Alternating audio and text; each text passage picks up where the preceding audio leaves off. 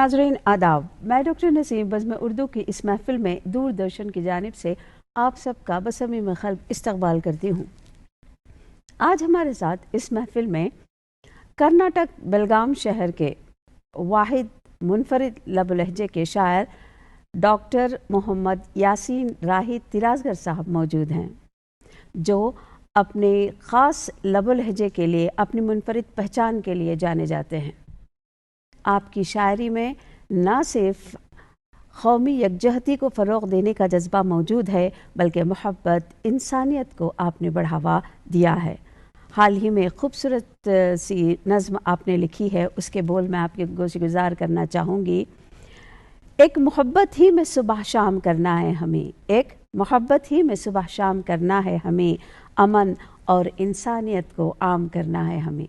तो आइए ऐसे शायर से मुलाकात करते हैं और जानते हैं कि उनकी शायरी में वो मोहब्बत, इंसानियत, उनसियत का जज्बा कहाँ से, कब और कैसे आया। तो जनाब, मैं दूरदर्शन की जानिब से आपका बज़्म उर्दू की इस महफिल में इस्तक़बाल करती हूँ। शुक्रिया, जज़ाकल्लाहु खैर। जी, तो हमें बताएं, अपनी इब्तिदाई ज़िंदगी के मुताल्लिक़ बताएं। मोहतरमा डॉक्टर नसीम साहबा जी, और इस प्रोग्राम को देख और सुन रहे नाजरीन व सामीन कराम, अस्सलाम वालेकुम रहमतुल्लाहि व बरकातुहू। एक बच्चा सन 1963 में जून की 24 तारीख को पैदा होता है। दुनिया में पैदा होने से कब्ल वालिद का साए शफ़क़त सर से उठ गया होता है और जैसे तैसे 5 साल की उम्र को बच्चा पहुंचता है तो माँ की ममता का साया भी सर से उठ जाता है। फिर किफ़ालत का ज़िम्मा उस बच्चे के बड़े भाई और भाभी साहबा और बहन के हिस्से में जाता है। जैसे तैसे वक्त गुज़रता चला जाता है। हाई स्कूल से कॉलेज, कॉलेज के बाद बीएड का कोर्स मुकम्मल करके सौंदत्ती की इंद्र प्रियदर्शनी हाई स्कूल में बहैसियत मैथ्स और साइंस टीचर के तकर्रुरी पाता है। फिर वहाँ से महाराष्ट्र हाई स्कूल चिपलून, जो रत्नागिरी ज़िले का एक तालुका प्लेस है, उस हाई स्कूल में बहैसियत रियाजी व साइंस मुअल्लिम के तकर्रुरी पाता है। वहाँ उस बच्चे को शेर व शायरी का एक ऐसा माहौल नसीब होता है जिसकी वजह से वो मुअल्लिम के साथ साथ एक शायर भी बन जाता है। बहुत खूब। और वो बच्चा कोई दूसरा नहीं, आपसे मुखातिब नाचीज़ सैयद मोहम्मद यासीन राही तिराज़गर है। बहुत खूब सर। मोहतरमा, वक्त गुज़रता चला गया। बीएड के बाद मेरा तकर्रुर बेलगाम शहर के इस्लामिया कंपोजिट पीयू कॉलेज में बहैसियत मुअल्लिम हुआ। बेलगाम की अदबी फ़ज़ा बिल्कुल चिपलून की अदबी फ़ज़ा ही की तरह थी। चुनांचे उन्होंने मुझे हाथों हाथ लिया, मुझे एक अच्छा अदबी माहौल वहाँ नसीब हुआ और ये नाचीज़ शायरी में अपने कदम आगे बढ़ाने शुरू किए। सर, जैसे कि आपने कहा कि आपके वालिदैन का शफ़क़त भरा हाथ आपके सर पे नहीं रहा, तो ग़ालिबन किसने रहनुमाई की आपकी? मेरे बड़े भाई, हाँ, जो मद्रास इंस्टीट्यूट ऑफ टेक्नोलॉजी से जो है वो IIT कंप्लीट कर चुके थे। किस्मत की सितम ज़रीफ़ी देखिए कि वालिद साहब के इंतकाल से चंद रोज़ पहले वो मेरे शहर गोकाक आते हैं। हाँ। और दौरानिए में, यानी सफ़र के दौरानिए में बेलगाम गोकाक पहुँचते पहुँचते उन्हें अपने वालिदे मोहतरम की आखिरी दीदार जो है, आखिरी दीदार वो नसीब नहीं होता। जिसकी वजह से वो अपना आखिरी एग्ज़ाम नहीं दे पाते। बाद अज़ां वो वालिद मोहतरम ही के शुरू करदा इदारा अबुल कलाम हाई स्कूल जो गोकाक में है, वहाँ एक मौलिम की हैसियत से तकर्रुरी पाते हैं। और वही मेरे बड़े भाई हैं जो एक बाप का किरदार मेरे लिए उन्होंने निभाया, और न सिर्फ बाप का किरदार निभाया बल्कि वो मेरे उस्ताद भी हैं जिनसे मैंने रियाजी और साइंस सीखा। और इस समत में जो है मुझे एक उस्ताद बनने का एक क्या कहते हैं उसे ख्वाब, वो बचपन ही से मेरे दिलो दिमाग में घर कर चुका था। और अल्लाह का एहसान, हुजूर का सदका, मेरे वालिदैन और सरपरस्त हजरात की दुआएं कि वो ख्वाब मैं शर्मिंदा ताबीर कर सका। जी सर, यानी आपके भाईजान का बड़ा अहम रोल रहा है आपकी ज़िंदगी में। ग़ालिबन आपने आपके लिए वही रहनुमा साबित हुए हैं। बिल्कुल बिल्कुल। तो जाहिर सी बात है आप बहसियत उस्ताद आपका तकर्रर हुआ, जैसे कि आपने कहा इस्लामिया प्री यूनिवर्सिटी कॉलेज में। क्या आप जब आप मौलिम बने उससे पहले से शायरी का शौक़ रहा या मौलिम बनने के बाद आपने शायरी की शुरुआत की? कॉलेज के ज़माने में थोड़ी बहुत शायरी, जिसे जैसे अमूमन ये कहा जाता है कि शायर जब शुरुआत में शायरी करता है यकीनन रूमानी शायरी करता है, तो कॉलेज के ज़माने में जो है वो शायरी किया करता था। ग़ालिबन आज को 40 साल होते आ रहे हैं मुझे शायरी करते हुए। 40 साल का अरसा गुजरा है अल्हम्दुलिल्लाह। तो कॉलेज के ज़माने में चंद गज़लें, चंद नज़में, रूमानी नज़में मैंने कही थी, गज़लियात भी रूमानी कही थी।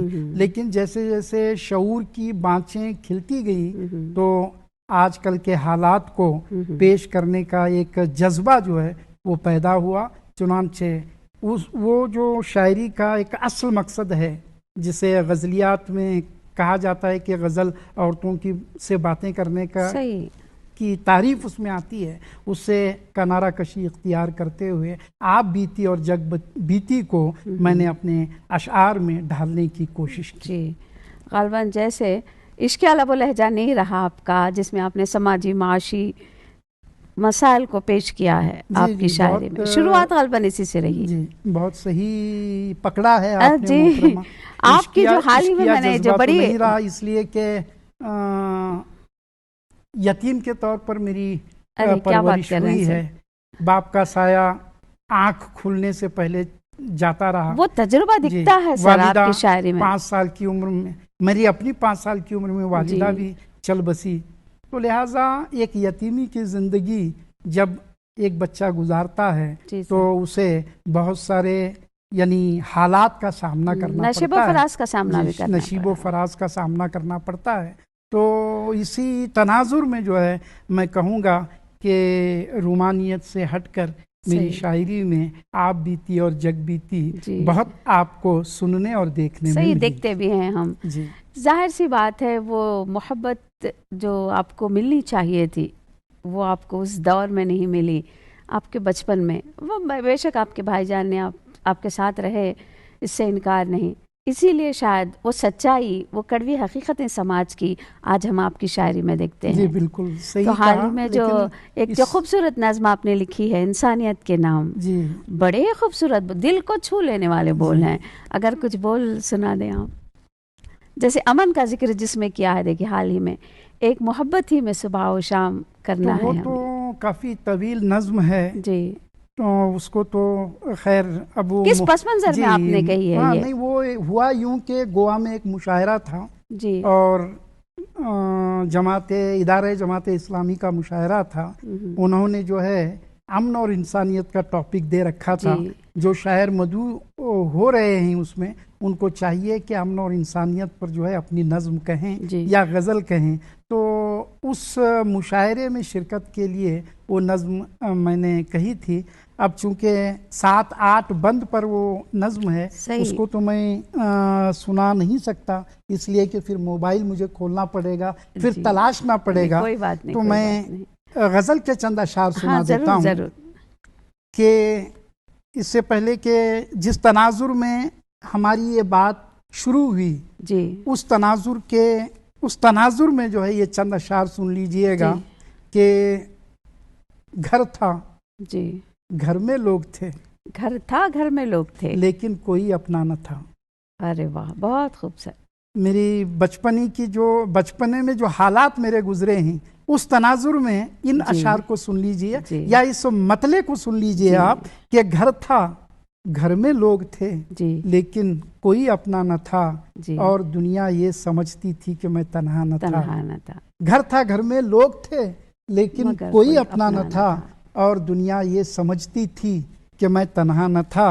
फिर एक मुद्दत तक, उसी सिलसिले का शेर है कि एक मुद्दत तक मैंने गुजारी जिंदगी जी, एक मुद्दत तक जहां मैंने गुजारी जिंदगी, अब वहां मुझको कोई पहचानने वाला न था।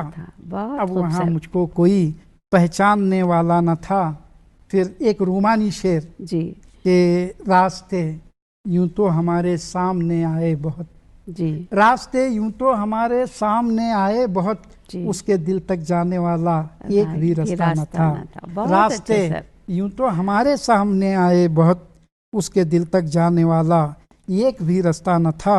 फिर शेर सुनिएगा कि मक्ता पेश कर रहा हूं कि दाद देता क्यों कोई राही तेरे अशार की, दाद देता क्यों कोई राही तेरे अशार की, तू कोई मोमिन न था, गालिब न था, इंशा न था। तू कोई मोमिन न था, गालिब न था, इंशा न था। घर था, घर में लोग थे, लेकिन कोई अपना न था, और दुनिया ये समझती थी कि मैं तन्हा न था। बहुत बेहतरीन बात बताई सर आपने। ग़ालिबन आप एक अरसे से, ग़ालिबन 40 साल का अरसा आप इससे जुड़े रहे हैं, तो आप अगर आप बेलगाम बात करें या हुबली धारवाड़ जैसे इलाके आपके आसपास हैं, आज का जो शायर है क्या इन बातों को पेश कर रहा है जो आज की अशद ज़रूरत है, जो मसाइल आज जिन मसाइल से हम दो चार हो रहे हैं, क्या आज का शायर अपनी शायरी में उन बातों को बखूबी पेश कर रहा है? जी मोहतरमा, मैं आपकी इस बात से इत्तफाक रखता हूँ, इसलिए कि मैंने सिर्फ शायरी ही नहीं की है, बल्कि मेरे बहुत से शागिर्दों को जो है शायरी करने की तरफ राग़िब भी किया है। और उनके इस फ़न को जिला मिले, इस ख्याल से मैंने बहुत सारे मुशायरे भी मुनाकिद किए हैं, अदबी मजालिस भी मुनाकिद किए हैं, और अल्हम्दुलिल्लाह आज की तारीख़ में भी करता रहता हूँ। तो आज के शायरी के तनाजुर में जो मेरे शागिर्द हैं वो अल्हम्दुलिल्लाह सुम्मा अल्हम्दुलिल्लाह इस तरह की शायरी कर रहे हैं, यानी रोमानियत से हटकर आजकल के हालात ज़िंदगी को जो है वो अपने अशार में पिरो रहे हैं। अगर आप चाहें कि उनके नाम गिनाऊं तो मैं मेरे शागिर्द मुफ्ती नौशाद जाहिद साहब का नाम लूँगा। और मुफ्ती नौशाद जाहिद साहब जो हैं वो एक किताब मेरी खिदमत व हयात पर भी जो है उन्होंने रकम की है। वो कभी रूमानियत की तरफ उनका रुझान नहीं गया, हालात हाजरा पर, हालात ज़िंदगी पर वो लिखते रहते हैं। फिर उन्हीं के शायर, उन्हीं के शागिर्द जो मेरे अपने शागिर्द भी हैं, आमिर हमज़ा आमिर, वो भी रूमानियत की तरफ कभी राग़िब नहीं हुए। फिर मेरे निस्बती बिरादर हैं छोटा सागर साहब, छोटा साला जिसे कहते हैं निस्बती बिरादर, वो भी अल्हम्दुलिल्लाह बेहतरीन मुतरन्नुम शायर है और अपना एक मकाम बना चुका है। बादशाह शरीफ अहमद शरीफ का भी नाम लेना चाहूँगा। ये तमाम सबसे बेहतरीन शोरा में उनका शुमार होता है। ये तमाम मेरे शागिर्दों में से हैं। बहुत खूबसूरत, बहुत उनके लबो लहजे से ही पता चलता है। तो और शरीफ अहमद शरीफ जो है न सिर्फ शायरी के मैदान में बल्कि वो निज़ामत के मैदान में भी बहुत आगे है। उनके साथ हैं शाद साहब, अब्दुल रहमान शाद साहब हैं, धारवाड़ से ताल्लुक़ रखते हैं। हालांकि मेरे शागिर्द में नहीं हैं, लेकिन मुझे अपना उस्ताद गर्दानते हैं और ये मेरे लिए बड़ी खुशबख्ती की बात है। धारवाड़ सरजमीन की सबसे बेहतरीन शख्सियत सर, और लबो लहजा उनका देखिए जदीदियत से भरा हुआ, जी, बहुत बहुत अच्छे अंदाज जी, में हाँ। तहतुल लफ्ज का शायर आप शरीफ आप साहब कह की बात सकते कर रहे हैं, अगर जी। मुनासिब है कि शरीफ साहब और हमारे शाद साहब जो हैं, मैं समझती हूँ ये बेलगाम, धारवाड़, हुबली के जो इलाके हैं। जी, शरीफ हैं, शाद हैं, हम्म, सना हैं धारवाड़ जी के, हाँ, सही सना सही भी कहा हैं आपने। क्या। और फिर इतने बारीकियों के साथ, जी, इतने बेहतर तरीके से वो बातों को रखते हैं, जैसे और एक शायर है जो कुर्ची शरीफ से ताल्लुक़ रखता है, उनका भी जो है साकिब जुनेदी जी जिनका नाम है, वो मेरे शागिर्दों में से नहीं है, लेकिन अल्हम्दुलिल्लाह अपना शागिर्द उन्होंने मेरा अपने आप को मेरा शागिर्द समझते हैं। और इंशाल्लाह जो है वो बहुत जल्द दुबई के मुशायरे में पढ़ने भी जा रहे हैं। बहुत अच्छा कहते हैं और उनकी ज़िंदगी भी कमोबेश मेरी अपनी ज़िंदगी की तरह ही गुजरी है। देखिए, जिन शोरा के नाम आपने अभी बताए या जो आपके शागिर्द रहे हैं जी, वो खासियत क्या है? क्या तरक्की पसंदी की अलामत तो नहीं है ये कि रुमानियत को छोड़ के आप? नहीं, आजकल क्या है कि रुमानियत गज़ल के लगवी माने वही हैं, लेकिन गज़ल की हैयत जो है वो बदल चुकी है। और शायर समझता है कि रूमानियत में अगर मैं लिखूंगा तो उतनी पजीराई हासिल नहीं होगी जितना अगरचे के मैं हालात हाजरा पर लिखूंगा। तो ये एक अहम नुक्ता है जिसकी वजह से जो है जदीद शोरा रूमानियत की तरफ न जाते हुए हालात हाजरा, आप बीती और जग बीती की तरफ निकल पड़े। सही, बहुत बेहतरीन बात बताई सर आपने। लेकिन जब आप बात कर रहे हैं शायरी की, तो शायरी में जितने आपने शागिर्दों के नाम लिए हैं, ये गज़ल को अवलियत इन्होंने दी है जहाँ तक मुझे पता है। लेकिन इस सफ़ में अगर आप शाद साहब की, शरीफ साहब की बात करें या सनाउल्लाह साहब की बात करें, क्या नात गोई के फन में भी ये महारत रखते हैं जिस तरह आप एक बेहतरीन मुकाम आपने हासिल किया है नात गोई में? ये जहाँ तक सागर साहब का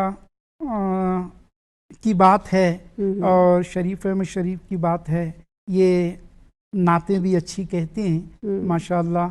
और सागर के तो क्या कहने, तरन्नुम का जो है एक मलका उन्हें हासिल हुआ है और तरन्नुम भी बहुत अच्छा है, अशआर भी बहुत अच्छा कहता है, बहुत अच्छे अशआर कहता है, जिसके तनाजुर में बहुत सारे नातिया अशआर जो हैं उसके सुनने को मिलते हैं। और आए दिन बेलगाम में जहाँ कहीं नातिया महफिलें सजती हैं वहाँ बहैसियत नात गो वहाँ अपनी नातें सुनाने के लिए वो जो है पहुँचता है और उनको बाकायदा सागर साहब को मदऊ किया जाता है और सागर साहब के साथ शरीफ अहमद शरीफ साहब को भी मदऊ किया जाता है।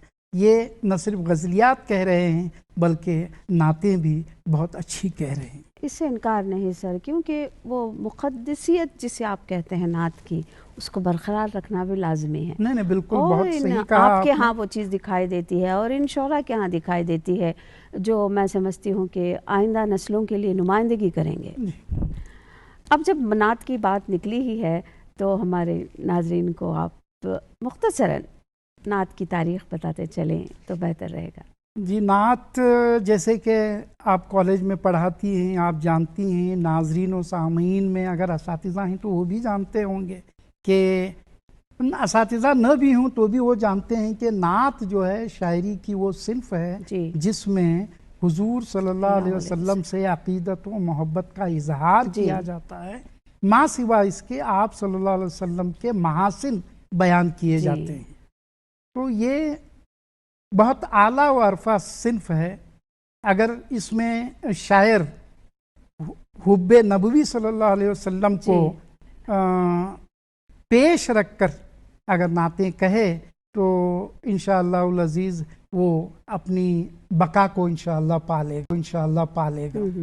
और नात का जहाँ तक ताल्लुक़ है, नात के इर्तका के ताल्लुक से अगर मैं बात करूं तो अरबी और अहद नबवी सल्लल्लाहु अलैहि वसल्लम और अरबी दौर जी। वहाँ से नात शुरू होती है। जी। हस्सान बिन साबित रजी अल्लाह जी। ताला अन्हु जो है वो पहले नात गो शायर कहलाते हैं। उसके बाद जब ये नात सफ़र करते करते फ़ारसी तक पहुँचती है तो मौलाना जलालुद्दीन रूमी हैं, फिर उसके बाद हाफिज़ शिराजी हैं, फिर उसके बाद नूरुद्दीन जामी साहब हैं, शेख सादी रहमतुल्लाह ताला अलैह हैं, और फरीदुद्दीन अत्तार रहमतुल्लाह ताला अलैह हैं। इन्होंने इनके कलम से नात जो है वो सफ़े किरतास पर उभरी और सफ़े किरतास को की किस्मतों को चमका जी। बहुत खूबसूरत। माँ सिवा इसके जब फारसी से होते होते नात उर्दू तक पहुंचती है तो सबसे पहले नात दक्कन से शुरू हुई। नात का आगाज जो है उर्दू में दक्कन से शुरू हुआ। हाँ। वली दक्कनी और कुली कुतुब शाह ने नातें कहीं। फिर उसके बाद जब शुमाली हिंदुस्तान को नात पहुंचती है तो वहाँ मीर तकी मीर हैं, मिर्ज़ा सौदा हैं, फिर अल्लामा इकबाल हैं, गालिब हैं। वो दौर चल पड़ा जी, गालिब हैं। इन्होंने जो है नातें कहीं। फिर जब ये नात निशातुस सानिया के दौर में आती है तो वस्ती दौर में जब नात पहुंचती है तो एक बहुत बड़ा नाम नात के हवाले से आला हजरत फाजिले बरेलवी इमाम अहमद रजा खान साहब, जिनका 107वां उर्स अभी 4-5 रोज कबल 25 सफ़र को हुआ जी। तो इनका जो है ये सच्चे पक्के आशिक रसूल कहलाते हैं। नात में इनका बहुत आला बहुत ऊंचा मकाम है। फिर उसके बाद जैसे कि मैंने कहा अल्लामा इकबाल हैं, जिगर मुराद आबादी हैं, मिर्ज़ा शौक हैं, दर्द हैं।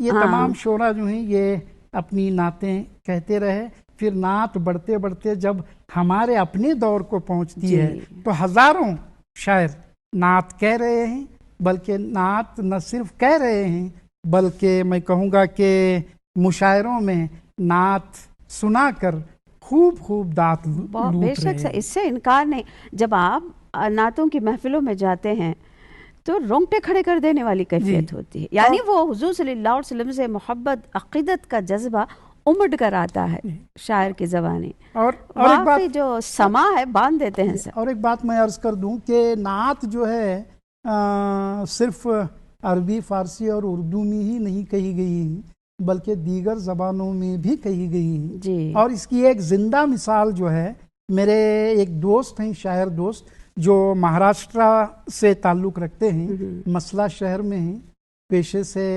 मौल्लिम हैं, उर्दू के शायर हैं, लेकिन कुर्बान जाइए उन पर, आपने मराठी में नातिया कलाम इकट्ठा किया है जी।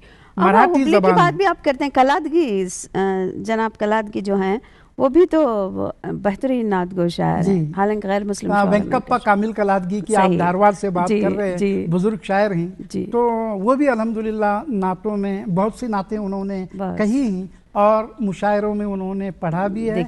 और मुझे भी 1-2-4 इत्तफाकात हुए उनके साथ मुशायरा पढ़ने के। तो मैं मेरे एक दोस्त जो महाराष्ट्र से ताल्लुक़ रखते हैं उनके बारे में कह रहा था कि उनका नामे नामी इसमें ग्रामी जो है वो जाकिर अहमद जाकिर हलसंगी है जी। हालांकि उर्दू शायर हैं। वेंकप्पा कामिल कलादगी उर्दू में नाते कहे जी।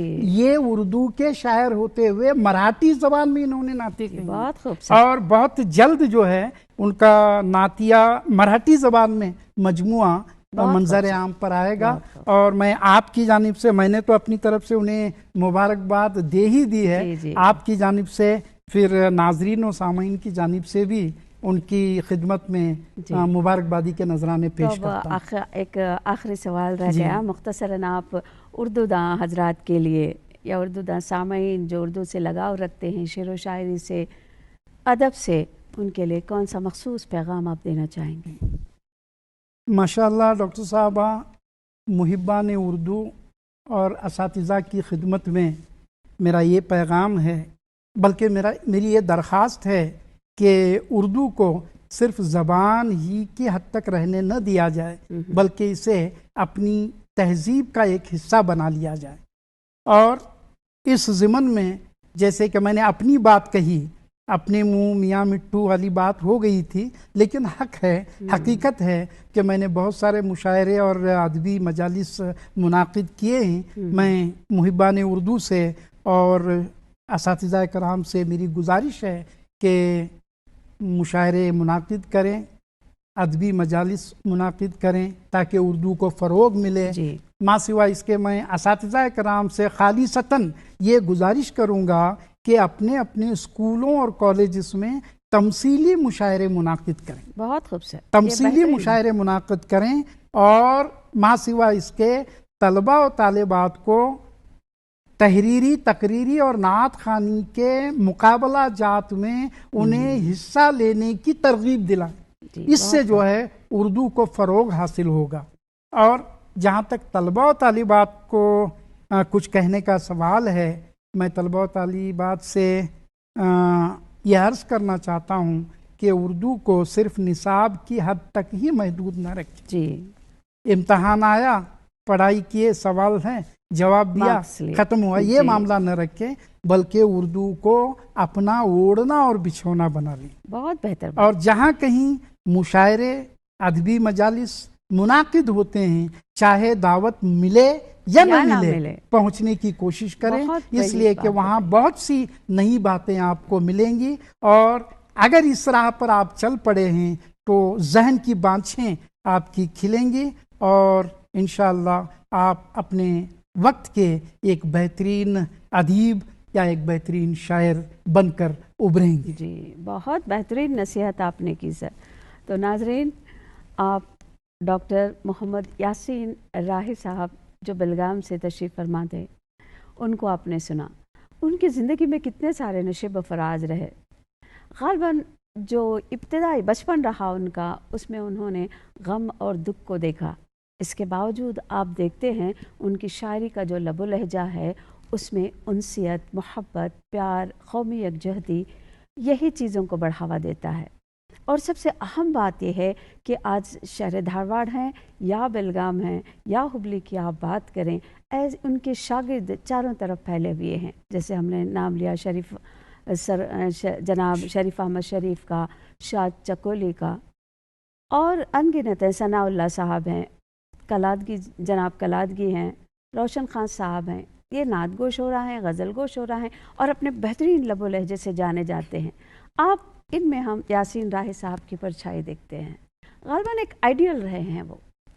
कर्नाटक की अगर आप बात करें सरज़मीन की, तो ये हमारी खुशकिस्मती है कि वो यहाँ तशरीफ़ लाकर इतनी सारी बातों से आपको आशना किया। तो जनाब, मैं दूरदर्शन की जानिब से आपका शुक्रिया अदा करती हूँ कि आप तशरीफ़ लाए और इतनी मुफीद बातों से हमें नवाजा। एक और बात, जो नसीहत नाजरीन आपको जनाब कर रहे हैं कि उर्दू से मोहब्बत बेगर्ज रखें, किसी गर्ज के तहत ना करें, बल्कि अपना ओढ़ना बिछोना बनाएं।